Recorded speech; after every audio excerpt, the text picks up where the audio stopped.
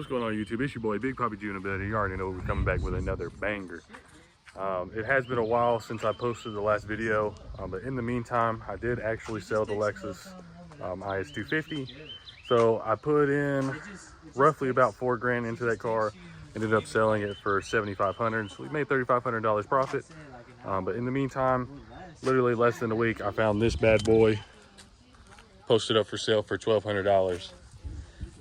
Previous owner said the motor starts knocking at 3,000 RPM.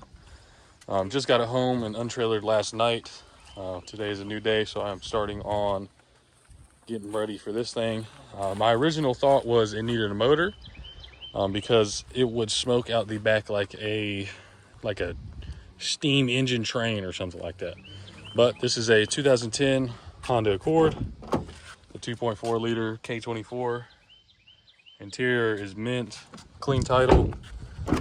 Picked this bad boy up for 1,200 bucks. I did do the Carfax on it. It does have a minor damage report, and that is due to this piece right here. You can see right here on the bumper, looks like somebody backed into something, but other than that, clean title. There is like a couple of dents, a little dent right there, some scuffing right there, but overall it's in decent shape. The motor looks good. I did notice that there is a valve cover leak right there, so I'm gonna do a valve cover gasket replacement.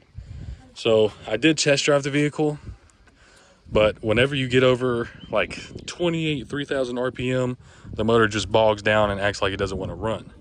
So first thing first, check the coolant. All right, coolant level looks good. No signs of milky substance in here or the reservoir. Actually, I think the reservoir is,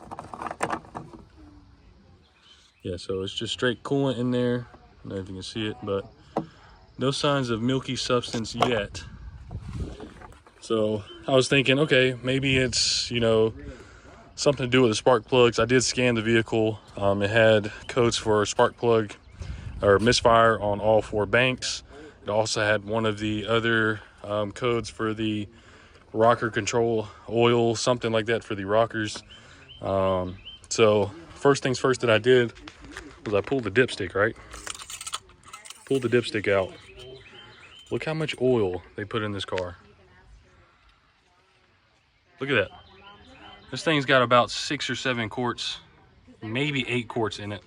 See, like there's the full mark and it goes all the way down. I already wiped it off and checked it again. So what I'm gonna do is I'm gonna start by draining some oil out. I do want to check the spark plugs because maybe the spark plugs are caked in oil since they did overfill it. So I'm gonna go ahead and get the cover off for the spark plugs, take the spark plugs out, and see what we can find there. All right, y'all, so I just drained some oil and took the spark plugs out. So this is the plugs that came inside the vehicle. As you can see, they've probably never been changed before. You see all that oily substance caked around the tip of the spark plug.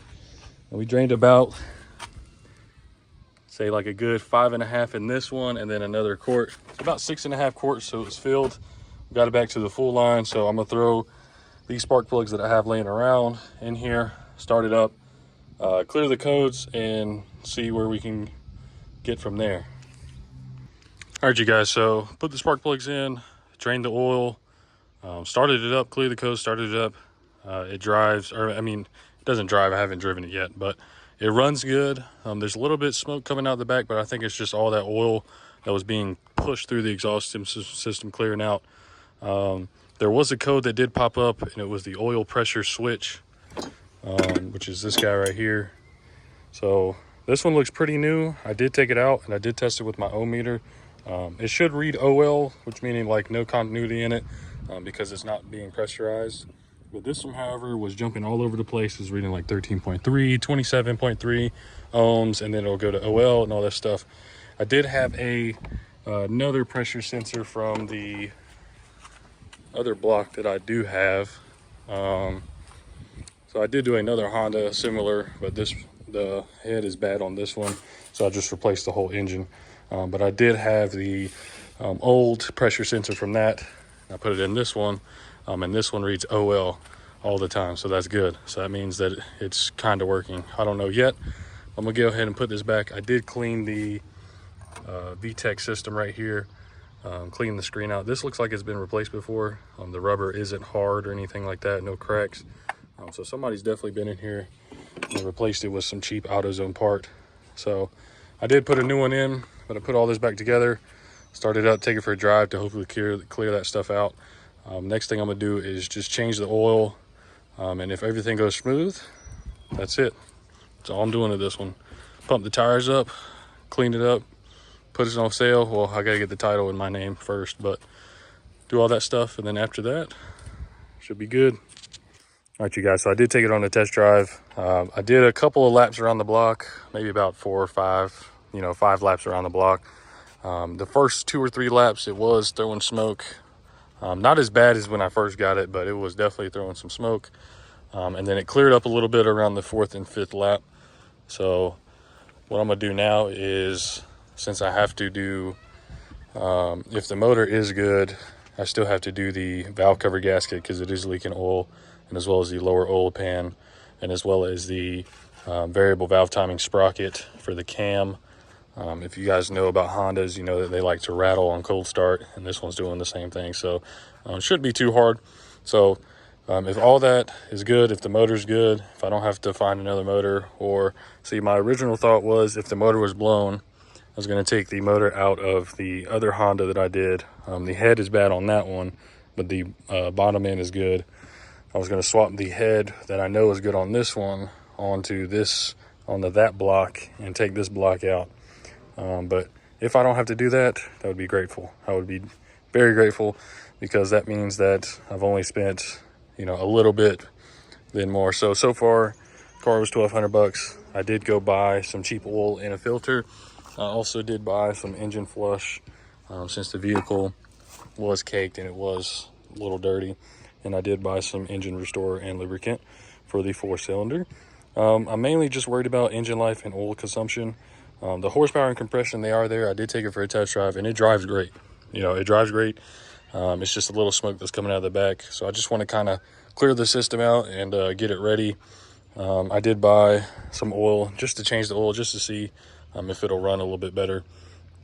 But obviously, once I do the lower oil pan, I'm just going to waste that oil. But it's okay, though. It's all right. It's better than buying a $500 to $800 motor, because these motors are, even though you can find them everywhere, people are hoarding them, and they are making them a little bit more expensive than what they should be. So since it is clean title and it is a 2010 with 150K on it, I did Kelly Blue Book it. Value for private party is around $5,000 to $6,000. So I'm gonna try to get at least $5K for it. Which is, I think, is pretty decent profit. If I can keep the cost under $2,000, I'll make $3,000 on it, and then on to my next project. But this one is definitely coming out to be okay. I was worried, like I said, that the motor was going to be trashed, but it is going to be good. So I'm going to put this liquid moly thing in there, let it run for 15 minutes, and then drain the oil, and then put in fresh oil, and as well as that engine restorer in it.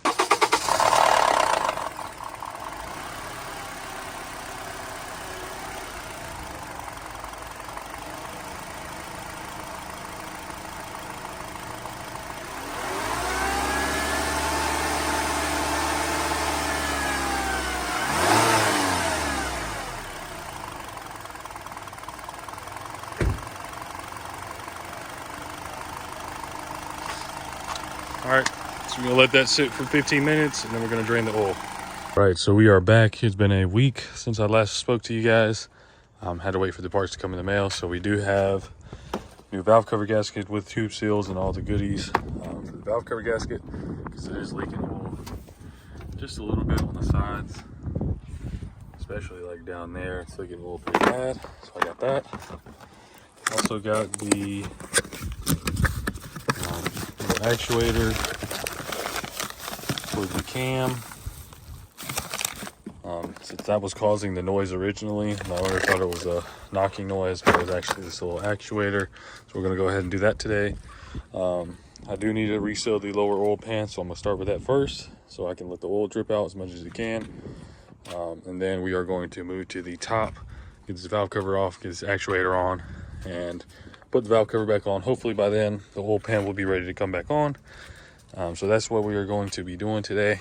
I do need to do the driver's side axle, which I do have the part, but we'll see how far we get with this first, and then if we have enough time, I'm going to do the axle too. Let's go ahead and get started draining the oil. I did put new oil in the last time, so I'm going to try to keep the oil in this and just pour it back in because it's brand new oil. So I'm going to do that real quick and then pick back up with you guys in a minute. You guys, so got the valve cover off. Taking a look in the inside of the motor, this is a pretty clean motor. Like, this is really clean. So grateful for that. Did put the oil draining. Oil is draining. I don't know if this looks original or not, but it looks pretty clean. But I mean, the rest of the motor, or the head, looks pretty clean too. So I'm hoping that's the original one, because if it's not, I mean, if it's aftermarket, it could have went bad again. So that's what I'm thinking. It does say R44 on it right there. I don't know if you can see that. It says R44 on it. So I'm thinking that's original. I'm not sure. Let me know down in the comments if that is an original one. But for the most part, everything looks clean under here, which is a really, really good sign. Like my last one in there, that one was like completely sludged. Like I said, this one looks pretty good. So now what I'm going to do is going to take this plate off right here, set it in time, and then get to work on it. So I will pick back up here in a minute. What's going on, guys? So it's been 3 hours later.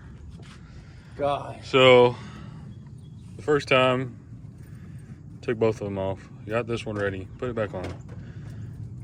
It was close, like the timing marks that are right there, those two.